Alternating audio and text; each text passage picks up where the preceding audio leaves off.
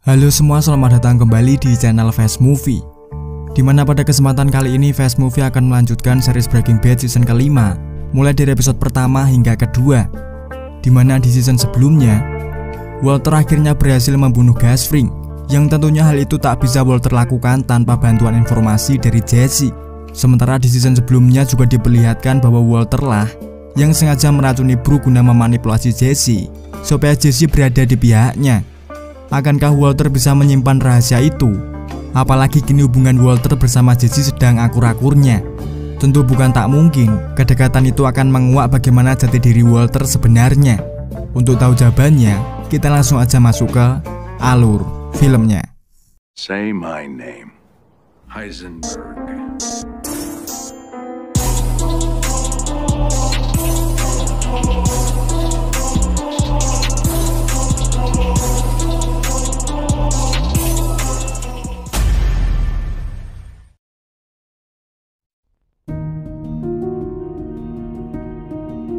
Setelah Walter berhasil membunuh Gus dengan bahan peledak, sepulangnya ke rumah Walter langsung membuang semua barang bukti berupa alat dan bahan perakit bom.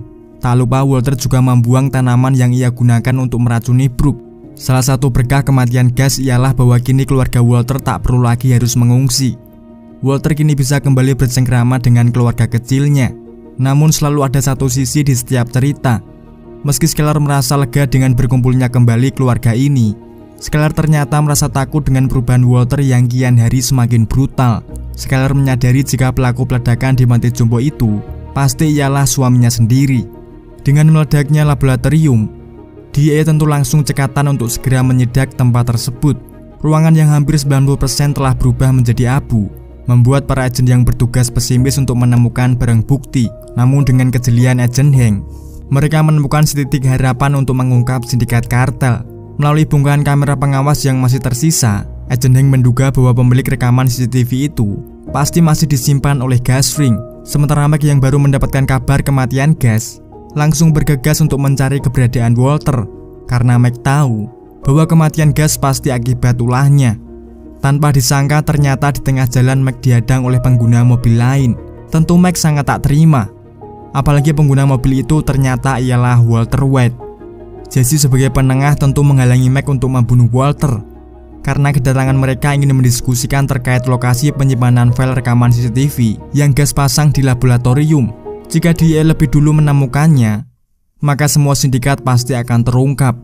Mike yang masih menyimpan dendam kepada Walter terpaksa harus menyampaikan emosinya, karena ada hal yang perlu dilakukan demi keselamatan banyak orang.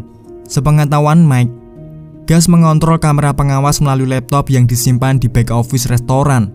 Namun ternyata usaha mereka telah didahului oleh DEA, di mana petugas telah menyita barang bukti, termasuk laptop yang di sanalah semua rekaman aktivitas laboratorium disimpan.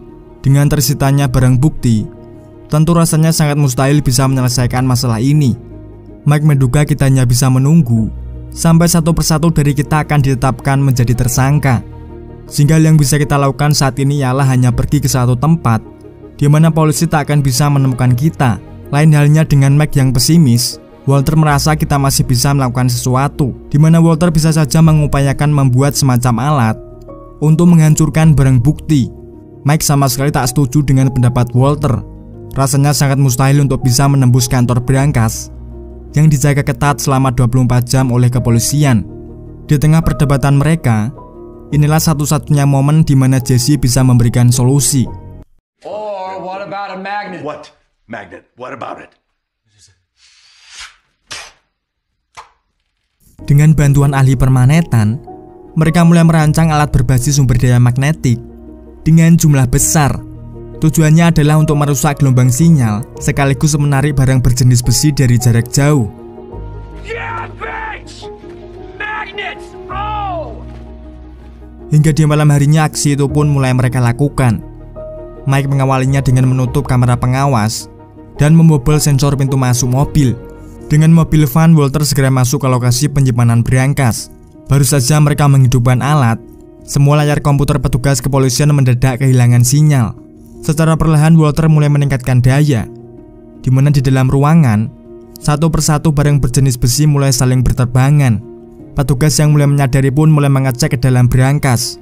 Semua barang sudah dalam keadaan menempel ke dinding dan hancur berantakan. Sehingga petugas langsung mengarahkan pasukan untuk mengecek kondisi di luar bangunan, di mana mobil rongsokan itu masih di sana. Sementara Walter, Jesse, dan juga Mike telah berhasil kabur. Semenjak Walter berkecimpung di dunia narkotika, Walter kini mulai terbiasa untuk menghalalkan segala cara demi memenuhi ambisinya. Secara perlahan karakter Walter yang dikenal sebagai bapak-bapak biasa ini kini mulai bertransformasi menjadi layaknya bos mafia, di mana hal itu mulai terlihat saat Saul menyampaikan rasa penyesalan karena telah membantu Walter untuk mengambil resin dari kantong Jesse. Saul tak menyangka jika rencana Walter akan membuat anak di bawah umur dirawat di rumah sakit, sehingga Saul mengembalikan resin itu sembari memutuskan mitra kerja dengan Walter. Merasa tak terima dengan penolakan sepihak, Walter kini mulai berani mengintimidasi Saul, di mana kita baru akan berhenti bermitra ketika Walter yang memerintahkannya. Done when I say we're done. Ternyata Jesse ini masih cemas dengan hilangnya resin di kantong rokoknya tempo hari lalu. Meski Walter telah meyakinkan bahwa mungkin saja resin itu ikut terbakar di laboratorium, namun alasan itu ternyata tak cukup kuat untuk membuat Jesse melupakannya begitu saja. Untuk itulah Walter membuat replika resin demi mengelabui Jesse. Sementara resin yang asli, Walter sengaja menyimpannya. Hal ini untuk jaga-jaga siapa tahu Walter membutuhkannya di kemudian hari. Demi mewujudkan rencana untuk mengelabui Jesse, Walter menyarankan supaya kita mulai menyisir ke setiap sudut rumahnya. Semua tempat tak luput dari pencarian mereka. Namun tetap saja, mereka masih belum menemukan resin tersebut.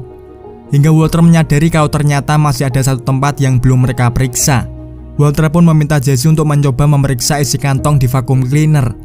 Dan ternyata di sanalah replika resin yang Walter buat tadi sudah Walter siapkan di sana.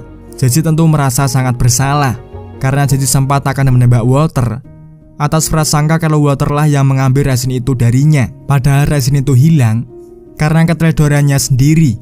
Rencana Walter untuk membuat Jesse merasa bersalah sekaligus berhutang budi ternyata berjalan dengan sukses. Walter sengaja melakukannya dengan alasan bahwa Walter berniat untuk melanjutkan bisnis perdagangan obat-obatan terlarang.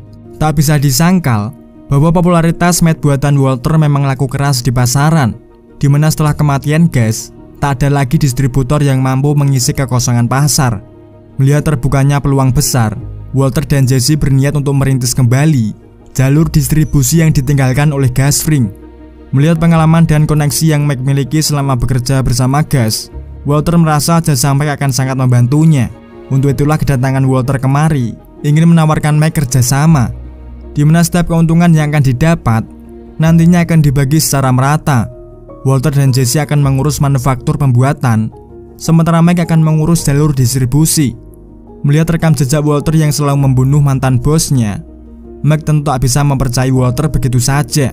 Mike bahkan mengumpamakan Walter layaknya bom waktu, di mana Mike tak punya niat ada di sekitarnya saat meledak. Sehingga Mike pun menolak tawaran Walter. You are a time bomb. Tick, tick, ticking. And I have no intention of being around for the boom. Sementara di sebuah perusahaan bernama Madrigal Elektromotif, seorang eksekutif perusahaan bernama Peter tampaknya sangat murung setelah terdengar kabar kematian Gasfring. Hubungan mereka memang cukup dekat, apalagi perusahaan Madrigal merupakan investor terbesar perusahaan Los Polos milik Gustavo. Namun entah kenapa saat kepolisian mulai menyidak perusahaan ini, Peter sengaja memutuskan untuk mengakhiri hidupnya.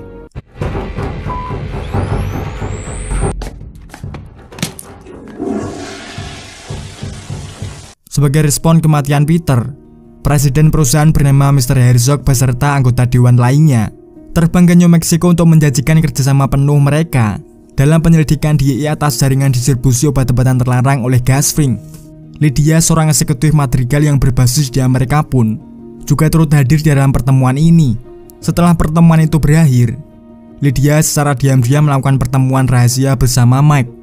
Kedatangannya kemari untuk merespon kegelisahannya karena DEA sudah mulai melacak perusahaan Madrigal. Lydia lalu memberikan daftar 11 nama orang-orang yang mengetahui jika Peter dan juga Lydia telah membiayai kerajaan Crystal Meth milik Gasfring.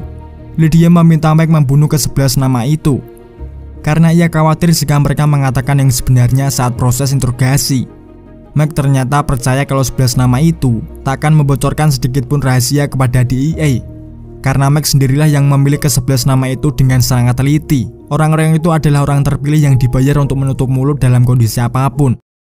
Mike yang terdaftar sebagai petugas keamanan perusahaan Los Polos tak luput dalam proses interogasi. DEA yang lebih dulu meneliti masa lalu Mike sebagai mantan perwira polisi tentu memberikan pertanyaan menjebak dan memojokkan Mike supaya ia mengaku bahwa Mike memang turut membantu Gasfring dalam mendistribusikan kerajaan obat-obatannya. Namun Mike yang memang sudah terlatih menjawab satu persatu pertanyaan dengan sangat percaya diri. Mike bahkan rela ditahan jika DEA memang tak mempercayainya. Namun karena saat itu DEA tak mempunyai bukti, DEA membiarkan Mike keluar ruangan. Hanya saja sebelum Mike keluar, agennya menyeratkan bahwa ia menemukan tabungan deposito atas nama cucu Mike sebesar 2 juta US dollar. Bagaimana mungkin seorang yang baru berusia 10 tahun memiliki jumlah tabungan sebesar itu? Yang menyarankan jika saja Mike mau bekerja sama dengan DEA, mungkin saja DEA tak akan menyita uang tabungan atas nama cucunya. Meski telah terpojok, Mike tetap pada pendiriannya bahwa ia menyangkal dan sama sekali tak tahu maksud pembicaraan agen yang barusan. Sebagai langkah pertama mereka untuk merintis usaha kembali, tentu satu hal yang mendasar yang harus mereka siapkan ialah menemukan lokasi strategis untuk pembangunan laboratorium, di mana Walter mempercayakan tugas ini kepada Saul. Langkah kedua, mereka harus menyiapkan semua bahan kimia, di mana Jesse yang bertugas menyiapkannya ternyata menemukan kendala kesusahan dalam mencari bahan metilamin. Walter yang tak ingin mendengar kegagalan menekankan entah bagaimana caranya Jesse harus bisa menemukan metilamin demi kelancaran bisnis. Di tengah ambisi besar Walter untuk kembali membangun kerajaan bisnis, ternyata Saul merasa keberatan ikut terjerumus ke dalamnya. Sebagaimana seorang yang memenangkan lotre, di keesokan harinya tentu pelotre itu tak akan membeli lotre lagi, melainkan mereka menikmati uang hasil lotrenya dengan sebaik-baiknya. Jadi Saul menyarankan kepada mereka, alih-alih kembali berurusan dengan obat-obatan terlarang yang sangat berisiko, lebih baik mereka menikmati hasil yang mereka dapatkan dari bisnis kemarin bersama keluarga tercinta. Walter yang telah melewati banyak hal, mulai dari ancaman, teror, dan juga pembunuhan, merasa tak tertarik lagi untuk hidup di zona nyaman. Walter seakan mulai terbiasa dengan segala bentuk kejahatan, dan yang pasti Walter tak ingin melewatkan kesempatan untuk menggantikan posisi Gas sebagai distributor besar dalam perdagangan obat-obatan terlarang.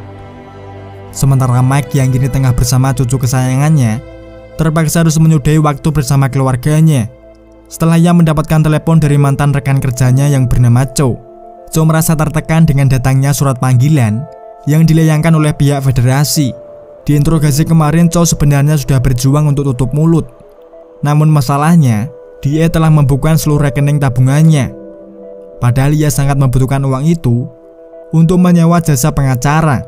Jadi Cho meminta waktu sebentar untuk mendiskusikan tentang apa yang harus dia lakukan saat ini. Dirasa berbicara melalui telepon sangatlah beresiko, Mike pun mengiyakan ajakan Cho untuk berbicara di rumahnya. Ternyata undangan tadi hanyalah jebakan semata. Di bilik pintu, seorang algojo telah siap menunggu kedatangan Mike dari pintu depan. Seakan menyadari jebakannya, tanpa disadari Mike muncul dari pintu belakang. Jadi algojo ini adalah anak buah Mike sendiri yang ditugaskan oleh Lydia untuk membunuh 11 nama sindikat kartel Gasfring. Chris mengaku terpaksa melakukan ini dengan alasan yang sama karena dia telah menyita semua uangnya, di mana Lydia bersedia membayar 10.000 US dollar untuk setiap nama yang ia bunuh. Sampai detik ini ia baru membunuh Chow saja. Sebagaimana seorang pengkhianat, Chris segera mendapatkan ganjarannya.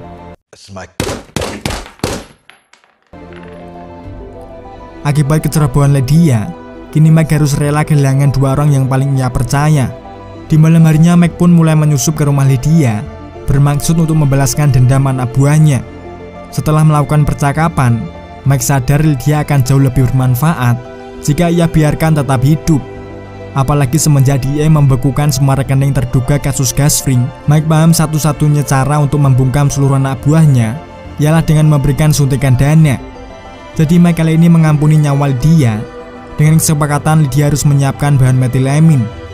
Setelah Lydia menyanggupi persyaratan, dengan begitu kini Mike memutuskan untuk bergabung dengan Walter White. Dan episode kedua bersambung.